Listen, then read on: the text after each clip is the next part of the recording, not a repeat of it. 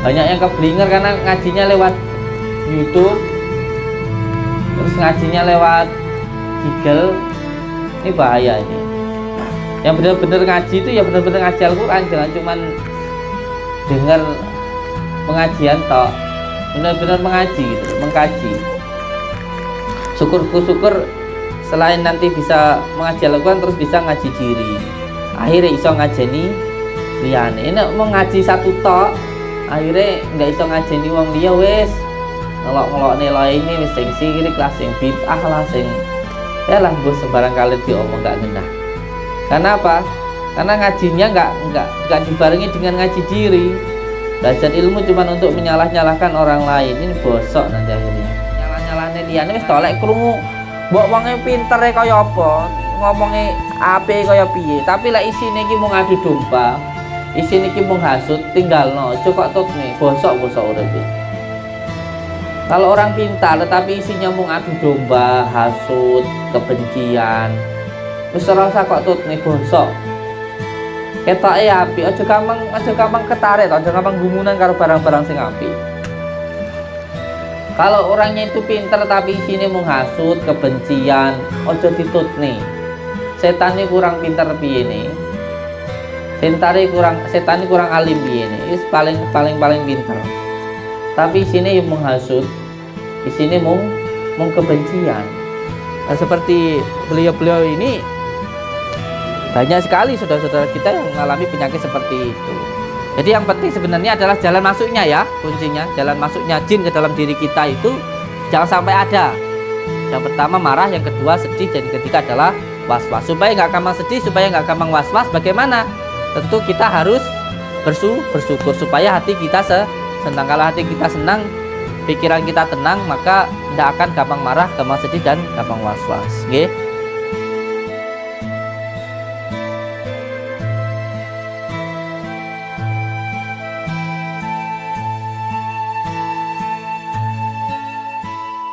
Alhamdulillahirabbil alamin. Terasa sangat nikmat sekali dan sangat mudah sekali. Alhamdulillah semuanya dipermudah oleh Allah Subhanahu wa taala. Alhamdulillah, ini suatu anugerah Allah yang luar biasa untuk kami, karena alhamdulillahirabbil alamin semuanya dipermudah oleh Allah Subhanahu wa taala. Saudara-saudaraku semuanya, insyaallah kita akan membangun saat ini ialah tempat untuk menampung saudara-saudara kita. Nah, nanti di sana pembangunan untuk tempat saudara-saudara kita, ada nanti di sana tempat anak yatim piatu, dan di sana nanti ada pondok majelis tahfidz.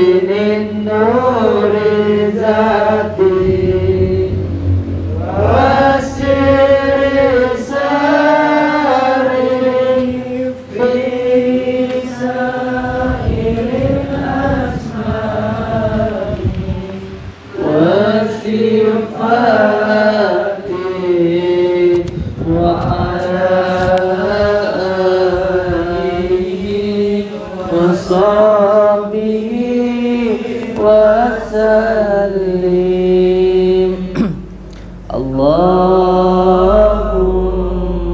sholli wa sallim wa barik ala sayyidina Muhammadin nuri zati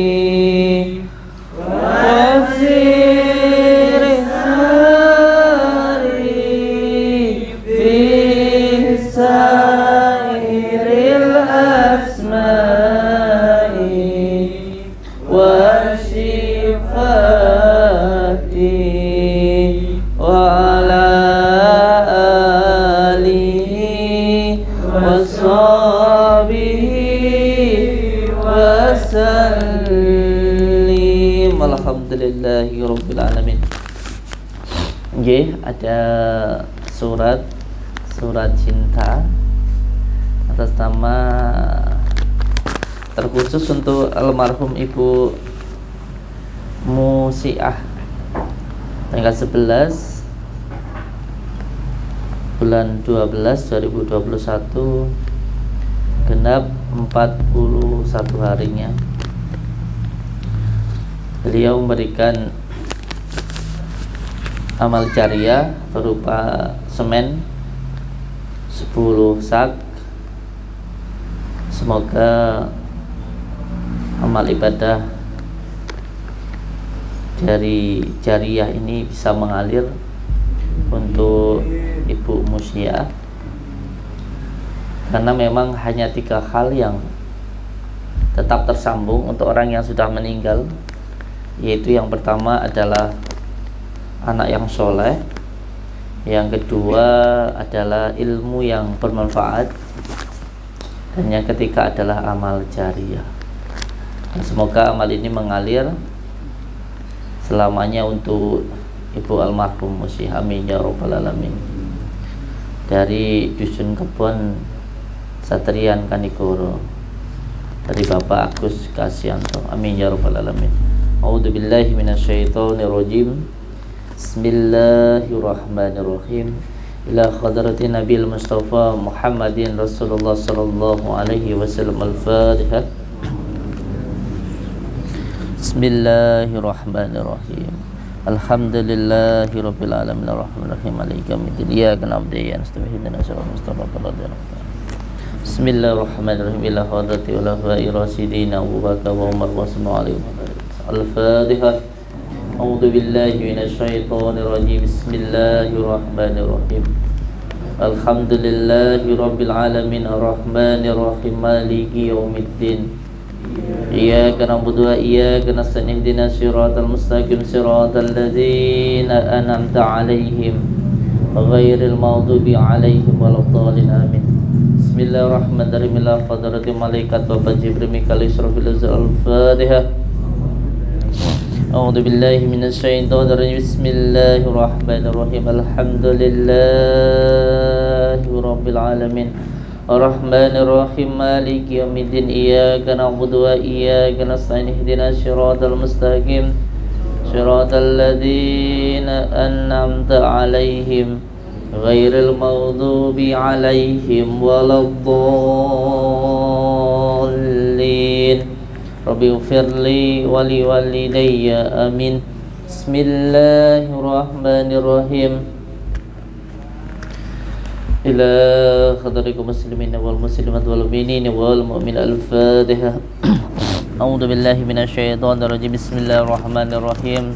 Alhamdulillahirabbil alamin arrahmanir rahim maliki yaumiddin iyyaka na'budu wa iyyaka nasta'in ihdinas siratal mustaqim siratal ladzina an'amta 'alaihim ghairil maghdubi 'alaihim waladdallin amin.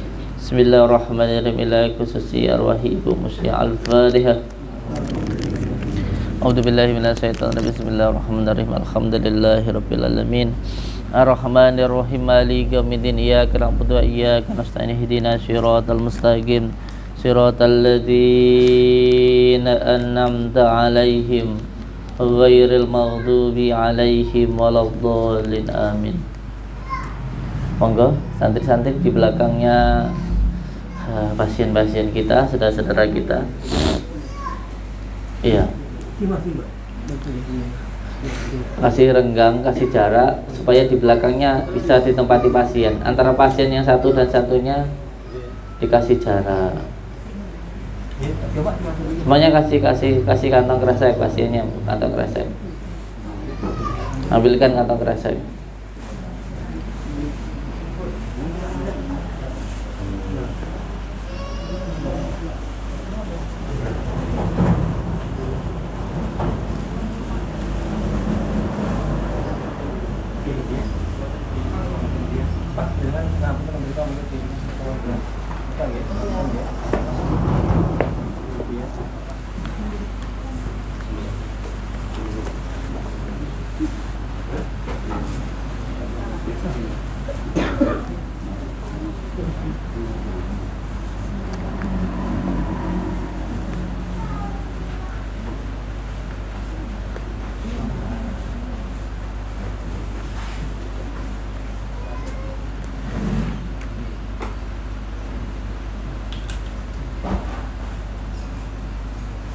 Iya. Perlu untuk dipahami bahwa ruqyah sendiri artinya adalah subu atau sebul. Maka di situ harus ada yang disebulkan atau ditiupkan. Bisa ditiupkan langsung kepada pasiennya atau dengan menggunakan media air. Jadi lebih baiknya mungkin besok untuk yang kontrol semuanya bawa aqua besar itu. Jadi nanti ada yang ditiupkan di aqua itu. Ngoten nggih Ustaz Ardian? Iya. Jadi untuk bagi saudara-saudaraku yang mau ikut ruqyah mungkin lebih bagusnya bagi yang datang bawa aqua besar semua. Bawa aqua besar untuk menyambungkan doa kita dengan panjenengan. Jadi untuk besok bagi yang mau datang lebih baiknya membawa aqua besar dan membawa kantong kresek untuk menyambungkan doa kita dan panjenengan semuanya. Karena ruqyah itu artinya ya sembur. Makanya kalau ada yang mengatakan dukun, sebenarnya dukun itu duduk tekun ngamalin kun fayakun sebenarnya. Dukun itu sebenarnya duduk tekun mengamalkan kun fayakun. Tapi ya yang benar-benar duduk tekun zikir, bukan yang dukun santet gitu maksudnya. Sebenarnya dukun itu bagus, kata dukun itu. Ya, jadi masalah hanya yang menjelekkan nama dukun itu sendiri, yaitu menggunakan ilmu hitam. Dan yang kedua, di dalam metode ruqyah ini kita kembali ke khitoh, kembali ke dalam Al-Quran, bahwa Al-Quran itu adalah syifa. Jadi sekarang ini banyak yang berilmu tetapi tidak beradab. Banyak yang berilmu tetapi tidak beradab. Menyamakan Al-Quran dengan nyanyian. Masanya Al-Quran disamakan dengan balonku ada 5 gitu mungkin. Jadi sekarang ini para orang-orang yang mengaku sangat ilmiah menganggap bahwa ketika seseorang diruqyah lalu muncul sebuah abreaksi atau apa namanya ya, kontraksi atau kesurupan, itu dianggap itu adalah gangguan psikis, sehingga sangat menafikan atau sangat tidak percaya atau bahkan menganggap kita para peruqyah itu halu, menuduh para peruqyah itu halu. Kalau ada orang yang abreaksi atau orang yang kesurupan, itu dikatakan adalah halu, karena menurut mereka tidak ada orang kesurupan jin itu. Padahal seharusnya kalau mereka memang beragama Islam, percaya dengan Al-Quran dulu, lalu dipelajari dengan teknologi atau dengan ilmiah atau dengan logika, bukan menistakan ayat-ayat Allah. Memang benar orang yang terjadi abreaksi atau kesurupan itu gangguan psikis, tetapi gangguan psikis yang dikarenakan gangguan jin.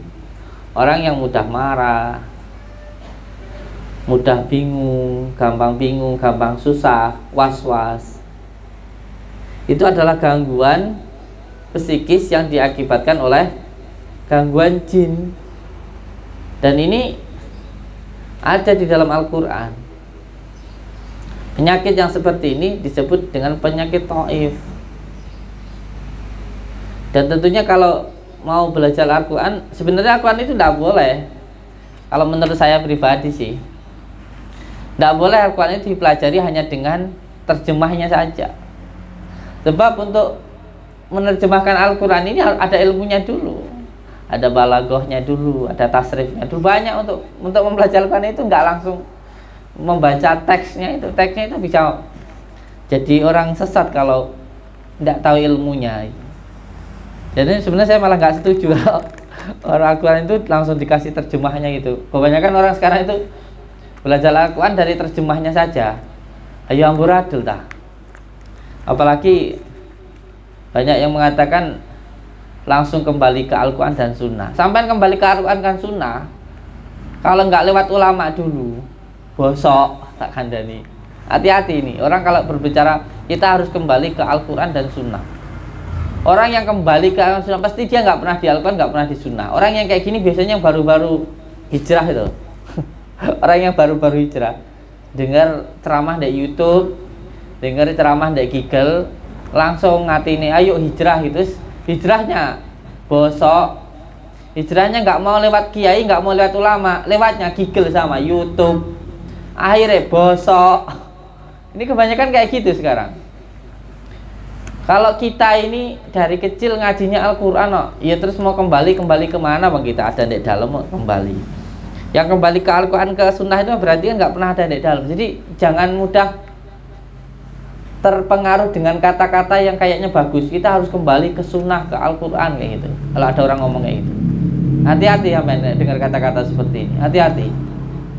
Hati-hati kalau ada orang teriak-teriak kembali ke Sunnah, kembali ke Al-Quran gitu. Sampai kembali berarti sama tidak pernah di dalam, makanya sampai suruh kembali. Kalau kita ini anak santri dari dulu di Al-Quran, kita dari dulu ngajinya Al-Quran, terus suruh kembali kemana? Ya kon niku sing mungkin lu wadoh, makanya kembali gitu. Ini hati-hati sekarang ini. Banyak orang yang keblinger ngaji ini.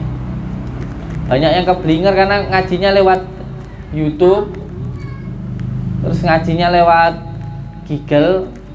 Ini bahaya ini. Yang benar-benar ngaji itu ya benar-benar ngaji Al-Quran, jangan cuman dengar pengajian tok. Benar-benar mengaji gitu, mengkaji. Syukur selain nanti bisa mengaji Al-Quran, terus bisa ngaji diri. Akhirnya iso ngajeni liyane. Ini mau ngaji satu tok, akhirnya nggak iso ngajeni wong liya wis. Ngelok-ngelok nilai ini wis sing sirik lah, sing bid'ah lah, sing ya lah bos sembarang kali diomong nggak ngenah. Karena apa? Karena ngajinya nggak dibarengi dengan ngaji diri. Belajar ilmu cuma untuk menyalah-nyalahkan orang lain, ini bosok nanti akhirnya. Ngaji cuma untuk nyalah-nyalahin orang lain, ngaji cuma nyalah-nyalahne wong liya. Wis mendina nyeneni bojone, sampean gak bener ngene ngono, tapi awake dhewe gak dipeneri. Akhirnya karo bojone ya mung diwek. Kowe ngandani aku kowe dhewe kaya ngono, wis to, percuma. Sebelum ngandani orang lain tuh ngandani diri sendiri. Belajar untuk memperbaiki diri. Kalau kita bagus, wis to, istri kita ya pasti bagus. Nggak usah repot-repot kan sampai bentak-bentak istri suruh gini suruh gitu. Sampai nggak ngelakoni alah.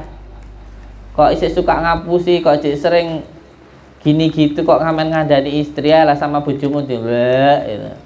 Sampai itu ngomongnya aku kowe dhewe kaya ngono, nek dingono tok iki ambek bojomu. Karena sampean memperbaiki diri, sampean sama istri itu bisa sayang, mencukupi lahir batinnya. Wis kok bojomu lah malah sayang karo awakmu, gak perlu kon iku dadak cerewama sampai ndower lambemu renek gunane. Lah memang bagus dipakai. Kalau nggak bagus biar dipakai istrinya, nggak perlu mbok paksa. Lek memang pakaian itu bagus, bojomu ora perlu mbok kongkon mbok paksa kon gawe, pasti gawe dhewe.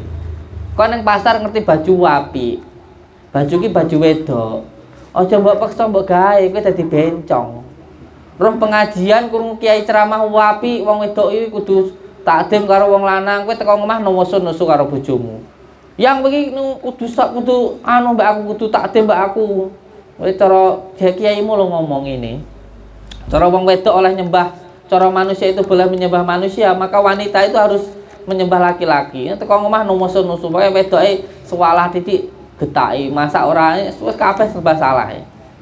Sebab apa tahu yang bagus bukan tempatnya dipaksa untuk dipakai. Ayo bosok. Kalau sampean tahu yang bagus tapi itu bukan punyamu, ya sampean nekekno bojomu. Nanti kalau tahu bagus lah ya dipakai sendiri, nggak perlu bawa paksa-paksa enggak. Ini banyak sekarang ini. Auzubillahi min dzalik. Orang-orang yang ngomongnya hijrah nanti ujung-ujung bid'ah, syirik, kafir wis kabeh elek ning ngarepe sing dianggap apik mung awake dhewe. Wis kabeh disalah-salahno. Bahkan saya itu dari kemarin masih dikatakan ngerokok itu haram. Lah kamu gak doyan ngerokok ya wis gak usah ngerokok, ora usah haram ngerokok. Ilmumu teko ndi lho. Nek aku pengen takon nak, rokok iki sing harami apane ta? Enek babine ta ning rokok kuwi. Rokok iki enek babine ta? Najis ta rokok kuwi? Terus harami ning ndi aku pengen takon. Harami ning ndi ra? Tak tekoni ngono ya plonga-plongu kaya kebu. Repot ngomong sama orangnya seperti ini tuh. Repot. Makanya kalau kembali ke Al-Qur'an ke hadis itu ya bener kembali ndek kono, tapi ya lewat sing roh kono ta. Kowe arep balik karo dalane ya kesasar. Sing roh dalane kuwi sapa? Ya ulama, ya kiai, ya ngaji sik. Untuk menerjemahkan Al-Qur'an, menerjemahkan hadis iku ora mung maca terjemahe tok, Kang. Kowe enek ilmune, wis ngaji kuwi 17 tahun rung tentu mari. Aku ora iso. Ngaji tasrif lho. Ngaji tasrif ngaji aku lho ora tutup. Ngaji tasrif kuwi. Apa meneh ngaji balago apa ngaji liyane. Aduh, kadoan. Belajar Al-Qur'an itu enggak mudah. Enggak mudah untuk belajar itu. Perlu ilmu yang dalam. Makanya manut kiai, manut ulama. Kiai sing kiai tenanan. Kiai tenanan, aja sing kiai-kiaian. Apal loro telu hadis ceramah dianggap kiai. Sing kiai tenanan.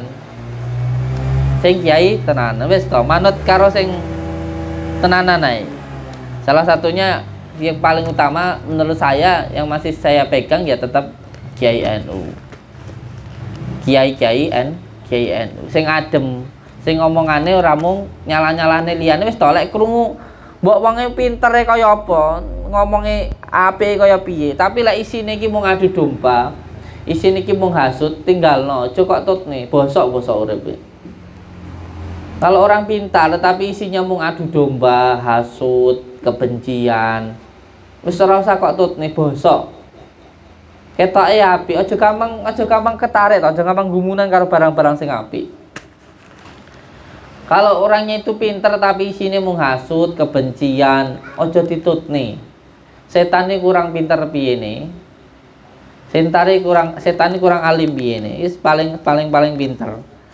Tapi isine yang menghasut, isine mung kebencian. Karena sebenarnya puncak dari ilmu, puncak dari agama itu adalah cinta. Cinta kepada semuanya. Gak peduli wong kafir, wong kabeh dicintai. Lek pun salah ya dinasihati, ora enek sing dibenci.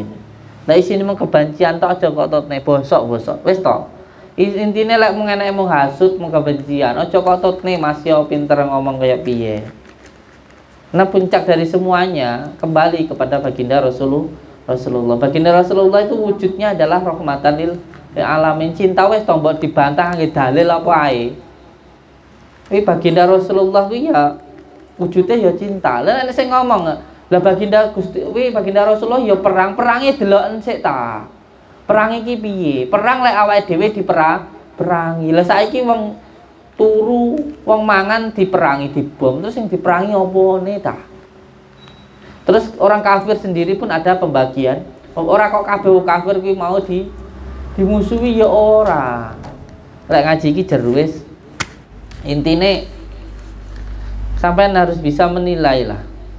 Kalau di dalam ajakannya, di dalam ceramahnya hanya ada kebencian, hasutan, wis aja ditut nih. Temenan sampean.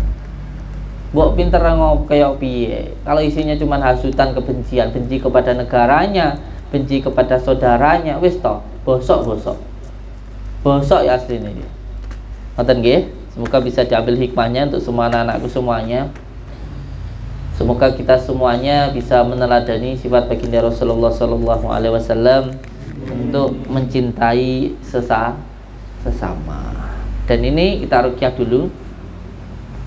Perlu saya sampaikan berkali-kali untuk semua saudara-saudaraku semuanya bahwa di sini ini pendaftarannya cukup bawa KTP saja. Yang kedua nanti ikut ruqyah. Setelah di ruqyah nanti diterapi. Setelah diterapi nanti konsultasi.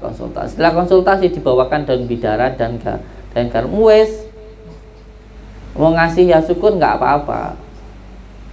Jadi intinya semuanya gratis. Kalau panjenengan nggak punya uang datang ke sini, datang aja nggak apa-apa. Siapa yang maksa harus pakai uang? Kalau saya mau cari uang, pendaftarannya bayar. Gak usah banyak-banyak kayak yang di sana. 300 atau sudah setengah aja pendaftarannya. Ya, nanti ruqyahnya ya bayar wes 500.000 aja. Terapinya 300 saya. Nanti konsultasinya bayar nggak usah banyak-banyak, 100.000 ya. Wis satu orang 2 juta. Satu hari saya 100 orang berapa wisan? 200 juta. Kalau saya mau cari uang, Kang. Tapi karena saya nggak niat cari uang, niatnya di sini untuk tolong menolong, untuk menyambungkan tali silaturahmi. Ya semuanya gratis. Iki kuwi menjadi akase komplain loh. Iki akase komplain gitu. Aku lucu kadang-kadang. Karena gue gitu, gue iki akase komplain. Masih ada yang komplain. Jadi piye lek par ngomong ya repot. Karena satu pesan dari kiai saya sebenarnya. Ketika kita sudah keluar dari pondok, yang pertama santri itu harus punya pekerjaan. Alhamdulillah saya sudah punya pekerjaan sendiri, sudah punya pabrik sendiri, sudah punya usaha sendiri. Yang kedua, santri itu yang pertama santri kalau keluar dari pondok dia harus punya pekerjaan. Supaya kalau jadi guru ngaji, entah jadi kuli, entah jadi tabib, entah jadi dukun, dia dapat uang dari hasil keringatnya sendiri. Tidak mengharapkan dari pemberian orang. Ini tak sampaikan ke jenengan biar sama mengikuti. Jadi santri itu kalau keluar dari pondok harus punya pekerjaan. Tapi bukan di dalam pondok cari kerja loh ya. Beda ya. Beda. Kalau di pondok ngabdi ya ngabdi. Wallahi demi Allah saya 5 tahun itu ya cuman jadi ngurusin orang-orang gila mandiin begitu. Jadi kalau keluar dari pondok harus punya pekerja. Wes kerja apapun sampean wes. Jadi kuli ya monggo, buka warung ya monggo, tani ya monggo, seperti harus punya pekerjaan. Yang pertama itu, ketika santri sudah keluar dari pondok, semuanya ditugaskan di Aceh atau ditugaskan di Lampung, di mana, dia yang pertama harus cari kerjaan. Sebab itu pertama kali keluar dari pondok, saya cari kerja dulu. Cari kerja dulu. Yaitu cari rongsok dulu. Alhamdulillah dari cari sendiri sampai punya karyawan. Yang kedua, ini juga penting sebenarnya. Yang kedua, santri secepatnya ada beberapa hal yang harus dipercepat. Yang salah satunya, orang yang punya hutang harus segera cepat dibayar. Kalau ada orang sakit cepat dijenguk. Kalau belum menikah segera menikah. Supaya apa? Karena ada beberapa hal yang harus dipercepat, salah satunya nih nikah. Ngoten nggih? Langsung saja nikah, langsung saja nikah. Langsung saja ruqyah. Iya, ruqyah ini yang pertama saya ambilkan dari kitab Al-Azkar An-Nanawiyah karangan dari Imam Nawawi Al-Bantani dari Banten. Beliau itu ulama yang sangat insyaallah tersohor sekali. Dalam kitab Al-Azkar An-Nanawiyah diterangkan bahwa ketika kita berdoa supaya cepat istajab doanya, maka yang pertama menggunakan bismillah, yang kedua membaca alhamdulillah, yang ketiga membaca sholawat, yang ketiga baru berdoa, yang keempat ditutup dengan innama amruhu idza arada syai'an ayyaqula lahu kun fayakun fa subhanalladzi biyadihi malakutu kulli syai' wa ilaihi turja'un. Dan saya harap ketika membaca ini, mulutnya membaca, hatinya merasakan. Ketika membaca bismillah, kita itu hidup dengan kasih sayangnya Allah. Kuat kita karena dikuatkan oleh Allah, sehat kita karena disehatkan oleh Allah, berdirinya kita karena didirikan oleh Allah, adanya kita karena diadakan. Semuanya kita hidup ini berkat kasih sayangnya Allah.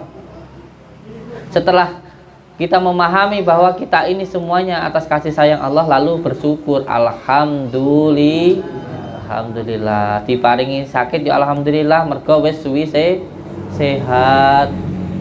Wong dikai sakit kuwi ben iling nikmate sehat. Trimo ing pandum. Hidup itu cuma 3 sebenarnya. Yang pertama ikhlas. Yang kedua syukur. Ikhlas dengan apapun yang diberikan Allah kepada diri kita. Yang kedua adalah syukur. Yang ketiga adalah sabar. Terlutak demi Allah, yang saya pegang hidup saya itu cuma 3 tok. Ikhlas, syukur, sabar. Wes terlutak iki aja. Ikhlas dengan apa yang Allah berikan kepada kita. Si ikhlas saya. Dikai seneng ya ora kesenengan, dikai sakit ya ora kesakitan, dikai susah ora terlalu kesusahan, dikai seneng ora terlalu kesenengan. Ikhlas yang pertama. Yang kedua harus syukur, bersyukur kepada Allah.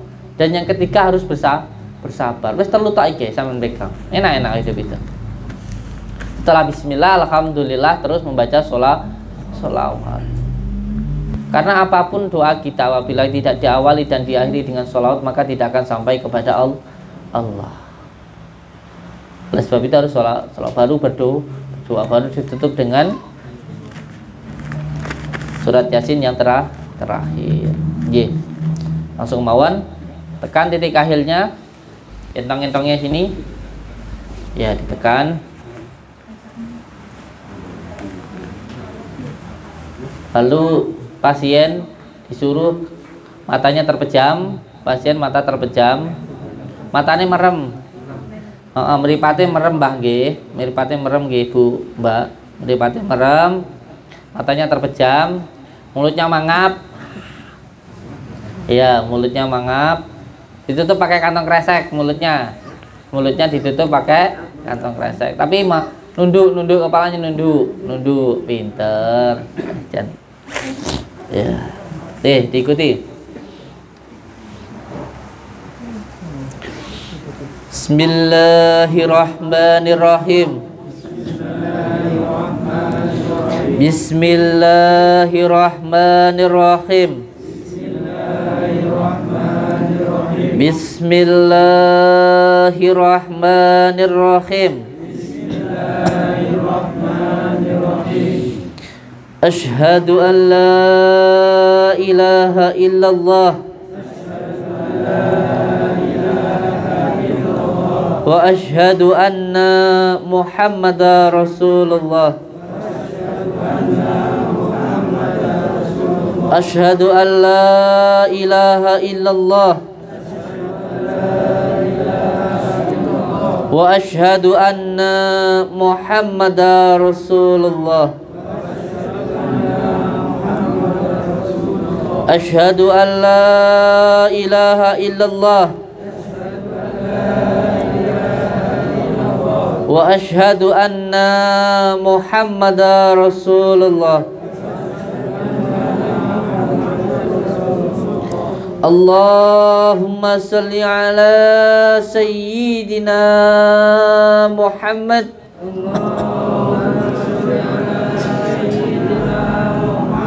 wa ala ali sayyidina Muhammad. Allahumma salli ala sayyidina Muhammad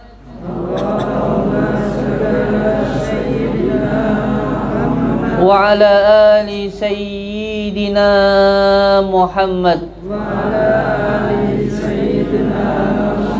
Allahumma salli ala sayyidina Muhammad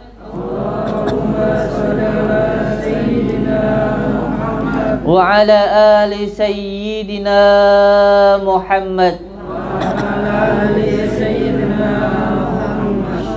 Bismillahirrahmanirrahim. Alhamdulillahi rabbil alamin. Allahumma salli wa sallim wa barik ala Sayyidina Muhammadin Nuriz Zati Wasiri Sari Fi Sairil Asma'i Wasyifati Wasyifati Wasyifati Wasyifati Wasyifati Wasyifati Wasyifati wa ala alihi wa sahbihi wa sallim. Ya Allah, Ya Rahman, Ya Rahim, saya memohon ridha dan maunah-Mu ya Allah apabila di dalam diri saya, keluarga saya, rumah saya, usaha saya ada gangguan, ikatan, penyakit yang mengganggu, yang mengikat di dalam diri saya, keluarga saya, usaha saya, rumah saya memohon ya Allah dengan izin dan ridha-Mu, dengan kalimat La ilaha illallah Muhammadur Rasulullah, dengan kalimat La ilaha illallah Muhammadur Rasulullah, dengan kalimat La ilaha illallah Muhammadur Rasulullah. Hilangkanlah ya Allah semua gangguan, ikatan, penyakit yang mengganggu, yang mengikat di dalam diri, keluarga, usaha dan rumah saya. Gangguan yang dikarenakan tempat, nasab maupun maksiat, ikatan yang dilakukan oleh orang sebelum saya atau oleh saya sendiri maupun oleh orang lain, penyakit yang disebabkan oleh ain, ketempelan maupun sihir.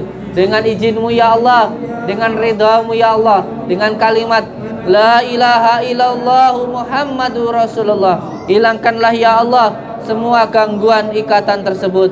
Innama amruhu idza arada syai'an ayyakula lahu kun fayakun. Kun fayakun kun fayakun. Fa subhanalladzi biyadihi malakutu kulli syai' wa ilaihi turja'un. Allahu akbar. Keluar. Allahu akbar. Allahu akbar. Allahu akbar. Keluar. Allahu akbar. Terus baca Allahu akbar.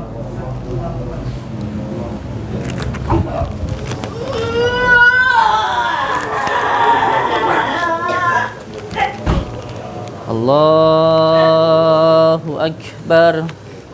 Allahu akbar. Allahu akbar. Allahu akbar. Allahu akbar. Allahu akbar. Allahu akbar. Allahu akbar. Allahu akbar.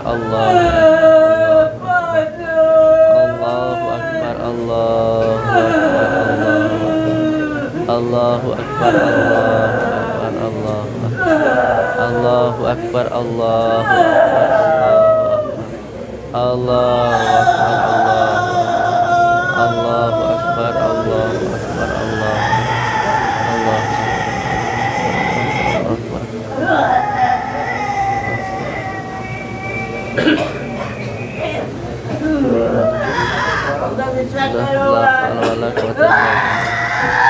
Bismillahirrahmanirrahim. La haula wala quwwata illa billah. Bismillahirrahmanirrahim. Asyhadu an la ilaha illallah wa asyhadu anna Muhammadar Rasulullah. Asyhadu an la ilaha illallah wa asyhadu anna Muhammadar Rasulullah. Asyhadu an la ilaha illallah wa asyhadu anna Muhammadar Rasulullah. Asyhadu an la ilaha illallah wa asyhadu anna Muhammadar Rasulullah. Asyhadu an la ilaha illallah wa asyhadu anna Muhammadar Rasulullah. Asyhadu an la ilaha illallah wa asyhadu anna Muhammadar Rasulullah. Asyhadu an la ilaha illallah wa asyhadu anna Muhammadar Rasulullah. Asyhadu an la ilaha illallah wa asyhadu anna Muhammadar Rasulullah. Asyhadu an la ilaha illallah wa asyhadu anna Muhammadar Rasulullah. Asyhadu an la ilaha illallah wa asyhadu anna Muhammadar Rasulullah. Dengan izin Allah, dengan kalimat la ilaha illallah Muhammadur Rasulullah, hilangkanlah ya Allah semua gangguan ikatan yang mengganggu, yang mengikat di dalam keluarga ini, dalam rumah ini, di dalam orang ini ya Allah. Ya Allah ya Rahman ya Rahim, dengan izin dan ridhamu, dengan kalimat la ilaha illallah Muhammadur Rasulullah, saya memohon ya Allah, hilangkanlah semua gangguan ikatan yang mengganggu, yang mengikat di dalam orang ini. Innama amruhu idza arada syai'an ayyaqula lakum fayakun. Subhanalladzi biyadihi malakut. Allahu akbar. Bismillahirrahmanirrahim. La haula wala quwwata illa billah. Allah akbar. Zikir Allahu akbar. Allah.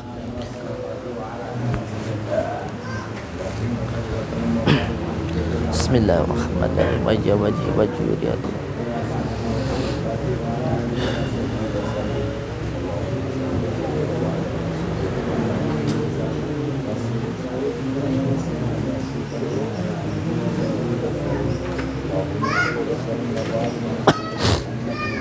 Sebenarnya untuk beliau-beliau ini yang memang di dalam dirinya ada gangguan taif atau gangguan jin, Ya perlu untuk dipahami bahwa yang terpenting tidak ada jalan masuknya jin ke dalam diri. Jalan masuknya jin ke dalam diri itu ada 3. Makanya saya sering berkata berkali-kali, saya itu melawan kekuatan sihir itu nggak pakai ilmu apapun sebenarnya, karena memang saya tidak punya ilmu. Yang terpenting sebenarnya jalan masuknya jin itu tidak ada di dalam diri kita. Jalan masuknya jin itu yang pertama adalah al-ghotob, yaitu marah. Yang kedua, yuwaswisu fi sudurin nasi minal jinnati wan nas, muncul was-was, gampang bingung, gampang gelisah. Yang ketiga, gampang sedih. Nah, ketiga hal inilah yang menjadi jalan masuknya jin ke dalam diri kita. Lalu yang paling penting, bagaimana caranya supaya kita nggak gampang marah, terus nggak gampang yuwaswisu fi sudurin nasi minal jinnati wan nas, tidak gampang was-was dan tidak gampang sedih. Yang pertama, supaya diri kita nggak gampang marah, nggak gampang sedih, dan nggak gampang was-was itu, pertama hati kita harus senang. Lalu bagaimana supaya hati kita bisa senang? Pikiran kita harus tenang. Lalu bagaimana caranya supaya hatinya senang, pikiran tenang? Tentunya harus berzikir kepada Allah. Supaya hati kita berzikir, bagaimana? Tentu kita harus ingat kepada Allah. Kalau kita ingat, pasti kita bersyukur. Kalau orang bersyukur, pasti hatinya senang, pikirannya tenang. Dan supaya kita bisa bersyukur, harus ingat kepada Allah. Supaya ingat kepada Allah, harus berzikir. Jadi kuncinya harus ingat kepada Allah. Makanya ada salah satu riwayat, salah satu sahabat baginda Rasulullah SAW itu terkena penyakit taifun, yaitu penyakit yang saat ini sering dikatakan sebagai abreaksi atau kesurupan. Kesurupan itu sekarang kan banyak menjadi perdebatan di kalangan orang-orang yang mengaku ahli ilmiah begitu. Para ahli ilmiah yang mereka sebenarnya sih nggak ada benturan sebenarnya antara logika dan agama, tuh nggak ada benturan sebenarnya. Hanya saja pihak mereka yang sering membentur-benturkan ada antara logika dan agama. Padahal tidak ada benturan di situ. Mereka sendiri yang bentur-benturkan, mengatakan para ahli ruqyah itu halu kan begitu. Padahal sudah dijelaskan di dalam Al-Quran sebelum mereka menjelaskan tentang apa itu abreaksi, tentang apa itu kesurupan. Di dalam Al-Quran sendiri sudah dijelaskan tentang abreaksi, tentang kesurupan. Bahwa ketika seseorang diruqyah lalu muncul perasaan sedih, marah, terkadang sampai hilang kesadaran, itu semuanya gangguan psikis yang dikarenakan gangguan jin. Itu disebut dengan penyakit to'if. Munculnya pertama al-ghotob, marah, yang kedua yuwaswisu was-was, yang ketiga jadi sedih, nanti yang keempat jadi khoyal sampai bisa halusinasi atau majnun. Ini sudah dijelaskan dulu gitu loh. Jadi sebenarnya kalau membicarakan tentang Al-Quran itu harus melalui dengan yang ahlinya Al-Quran, tentunya dengan tafsir. Tentu kalau kita menggunakan tafsir dari Ibnu Katsir tentunya. Nah, tentu kalau mau mengkaji Al-Quran jangan hanya lewat terjemahnya saja, repot. Bahkan saya sendiri nggak setuju kalau Al-Quran sebenarnya langsung diterjemahkan dalam bentuk tulisan, karena menerjemahkan Al-Quran sendiri itu butuh ilmunya, ada ilmu tasrifnya, banyak lama kalau mempelajari Al-Quran itu nggak semudah itu gitu loh. Nah, seperti beliau-beliau ini banyak sekali saudara-saudara kita yang mengalami penyakit seperti itu. Jadi yang penting sebenarnya adalah jalan masuknya ya, kuncinya jalan masuknya jin ke dalam diri kita itu jangan sampai ada. Yang pertama marah, yang kedua sedih, dan yang ketiga adalah was-was. Supaya nggak gampang sedih, supaya nggak gampang was-was, bagaimana? Tentu kita harus bersyukur supaya hati kita senang. Kalau hati kita senang, pikiran kita tenang, maka tidak akan gampang marah, gampang sedih, dan gampang was-was. Nggih. Assalamualaikum. Waalaikumsalam. Dari mana ini, Pak? Dari Tulungagung. Dari Tulungagung. Sudah periksa ke dokter? Sudah. Apa kata dokter? Kata dokter saraf kejepit. Saraf kejepit. Nah, ini juga perlu dijelaskan ini tentang saraf kejepit ini. Orang ya kalau naik motor atau naik mobil apalah, jatuh atau tabrakan, kalau dia patah tangan satu, tangan dua, patah kaki, mungkin dia masih hidup. Kebanyakan hidup, kemungkinan hidupnya itu 70% masih hidup. Tapi Kalau orang patah di tulang belakang ini, kebanyakan meninggal. Karena apa? Karena ini sudah dijelaskan di dalam Al-Quran, bahwa di dalam tulang belakang ini terdapat beribu-ribu syaraf yang mengatur seluruh tubuh kita. Itu di dalam tulang belakang kita ini. Makanya di dalam sholat kita itu sangat dianjurkan dua hal sebenarnya. Yang pertama yaitu sujud, yang paling penting. Yang kedua adalah ruku. Ini sangat-sangat, tentu kalau Ustadz Khalil sudah paham tentang ini, tentang pelajaran tentang ruku. Ini sangat penting sekali. Karena dua hal ini sekarang terbukti loh.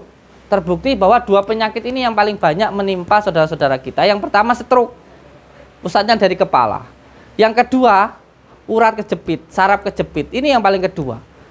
Padahal ini sudah dijelaskan oleh baginda Rasulullah SAW bahwa terapi supaya diri kita nggak terkena penyakit stroke. Stroke ini sekarang nggak hanya orang tua, orang muda-muda pun banyak yang stroke.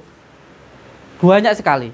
Itu salah satu terapi yang paling mudah sebenarnya kalau orang Kejawen, orang Jawa, itu dengan tapak gantung.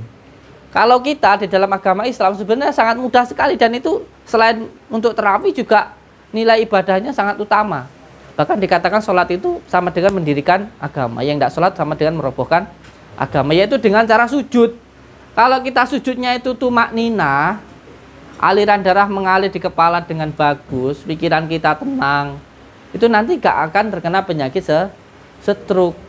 Kuncinya sholatnya harus benar. Makanya apapun yang diperintah Allah sejatinya itu untuk kebaikan diri kita sendiri, bukan untuk Allah. Allah itu tidak butuh kita. Allah itu sudah Maha Esa. Allah itu sudah Maha besar. Jadi apapun yang diperintah Allah itu untuk kebaikan diri kita sendiri. Kuncinya itu. Semua yang diperintah Allah itu untuk kebaikan diri kita sendiri. Allah itu tidak butuh kita. Kita yang butuh Allah. Yang kedua ruku. Sampai-sampai baginda Rasulullah mengajarkan ruku itu. Coba sini ruku sayang. Sampai baginda Rasulullah itu mengajarkan ruku. Coba ruku. Ruku ini harus lurus. Ini. Coba kurang ke bawah sedikit. Kakinya sini. Ini kalau dikasih kelapa ini nggak boleh jatuh. Nggak boleh jatuh. Ini harus tegak ini. Ini terapi supaya tidak terkena penyakit saraf kejepit. Dan saraf kejepit ini ya cukup sayang. Sampai saat ini dokter belum ada yang memberikan obat untuk saraf kejepit ini. Belum ada obatnya di kedokteran. Di dalam ilmu kedokteran saraf kejepit ini belum ada obatnya. Jadi salah satu terapinya yaitu dengan sholat.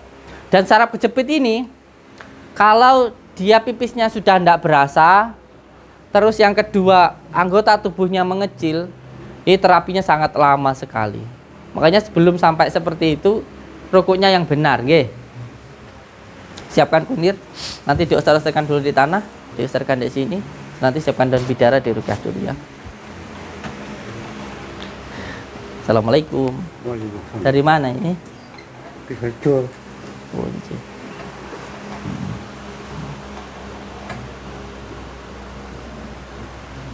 Di rukyah dulu ya sayang. Disiapkan kunir dulu. Oke, Ustaz bagi. Kita pilih.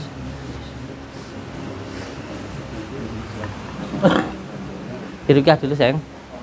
Santri satu. Di rukyah dulu. Ambil sekedap.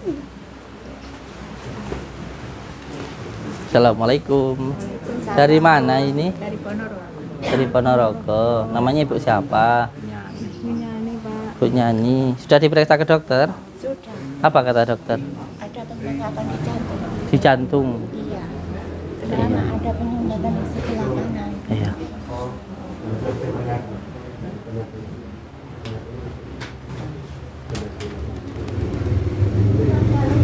Siapkan dekat sama kunyit dibakar dulu ya. Terus nanti saya rukyah dulu ya. Iya. Tidak apa-apa, santai mawar.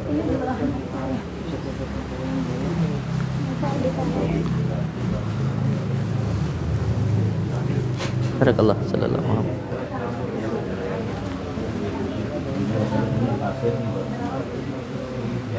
Amit ya Pak, rukyah dulu ya. Barakallah. Sehat nggih? Ya. Nggih. Pun di dalamnya. Dalamnya pun di Ponorogo Temon Rayun. Ponorogo Temon Ngrayun. Sinten paring asma? Misman. Mbah Mismaan. Nggih. Sehat nggih? Sehat. Barakallah. Dak nggih. Nanti mbahnya tolong disiapkan kunir ya, sama degan dibakar ya.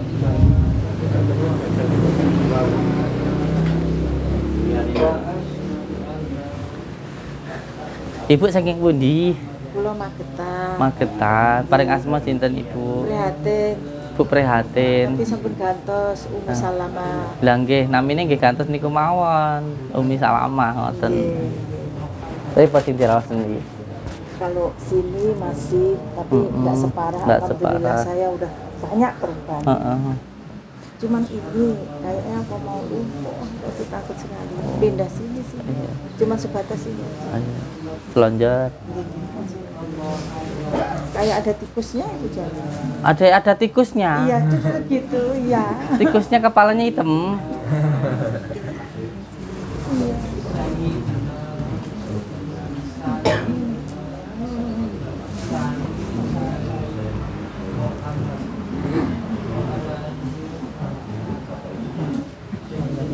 Tolong Ustadz bacakan ismu azamnya, siapkan kunir, ditekan dulu, terus setelah nanti diminumkan dengan sama kunyit dibakar dulu ya. Ini pusatnya dari pinggang. Pusatnya dari pinggang. Kalau pinggangnya nanti sembuh, bawahnya sembuh ya. Nanti diajarkan duduk meditasi yang bagus ya. Nanti juga nanti mengobati itu. Jenengan dari mana? Dari Surabaya. Dari Surabaya. Paling asmo? Kesini kan Opname 6 hari. Nggak bisa nelen. Sekarang sudah bisa. Suaranya yang belum keluar. Ini gangguan ain. Tolong wudhu dulu, wudhunya ditampung, dibasuhkan dulu.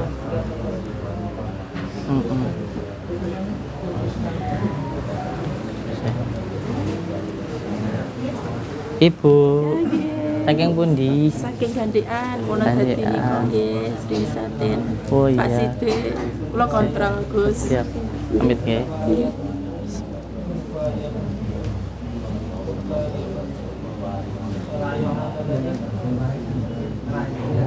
Disiapkan degannya juga. Terikah dulu tapi. Bentar ya Bu ya. Sehat. Kena lagi Gus. Iji. Menurut saya ini wakil di sini Di malam pemrewangan itu mengeluarkan paku 2 bulan. Dibawa ke daerah mana Bu? Pinggiran. Penggilirin. Kan dari Selasan kan bapaknya kan isi pengawasan ibu-ibu. Misi ceramah Nggih, masalah kalian koin niku. dalam Nggih, terus sing mantuk ngerti paring pinggisan selek. Enten lontong sayur. Terus kok maam sepali, nggih kok maam sepali ini mantan kok kula dor-dor murugi kalian koin. Terus asal sepali maam bapak. Ajeng jam 11 dulu kula bapak. Oh, wakil ini kerang dengan Penedal kok niki mantan mantan aslinya nggak sakit tangguhkan. Tapi di dalu ini kok di bawah di rumah. Itu namanya kadang kok waktu sebenarnya ketemu saya kemarin kalau tahun ini bulan sebelum 1 tahun itu pun mantan alhamdulillah. iya.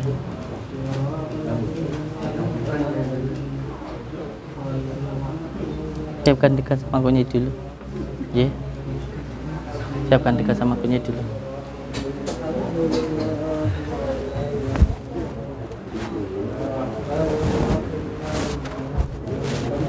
Piring paling asma sih nih. Muhammad Nuril Huda. Jenengan ibu Ibu masih niki. Lan jenengan? Istrinya niki. Oh. Senes istrine, pacare, calone. Oh, nembe tepan. Tapi anu, wonten chemistry. Oh. Oh iya.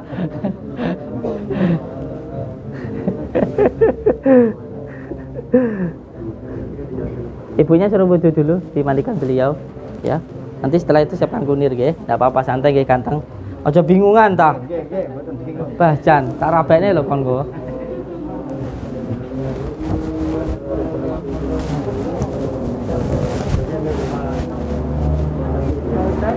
Nggih. Ini yang pemberangkatan ke Condokomowo Heeh. ini kan diutamakan itu mau berangkat sendiri gimana? Siap. Ini kan saya alamatnya belum tahu. Terus Ini Ustadz Halil kasih tahu alamat Condokomowo dulu. Beliau mau berangkat ke pondok pusat. Ya, kasih tahu alamatnya ya. Ini beliau ini. Kasih tahu alamat lengkap dulu. Assalamualaikum. Mbah, jenengan teng mriki, Mbah? Mbah. Mbah Lawu ndek kene. Oke. Sehat ya, barakallah. Sudah di sana sama anak-anak. Bareng sama itu di admin sana, duduk di meja depan. Sudah sana. Nanti dari rumah tak suruh cuci baju kamu. Sana sama itu, induknya itu. Bismillah. Asyhadu anna Muhammadan Rasulullah Sayyidina Muhammad. Yang itu ada yang nempel. Mana santri? Mas Dani. Yang di sana itu yang nempel. Itu yang nempel dari Makhluk Sirul Amar, Riyadh. Itu letaknya di titik akhirnya. Terus di dalam tubuhnya ada yang menempati Makhluk Sirul Amar yang pakai baju merah ya, laki-laki. Itu nanti dimandikan dulu pakai daun bidara, diruqyah.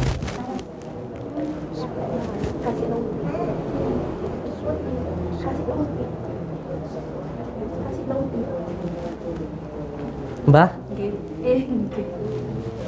Mbah, sehat Mbah? Dolan sampai kok ini nyapa Mbah? Dadi engko moro-moro. Nanti paringi alamat beliau Mbah Hamid.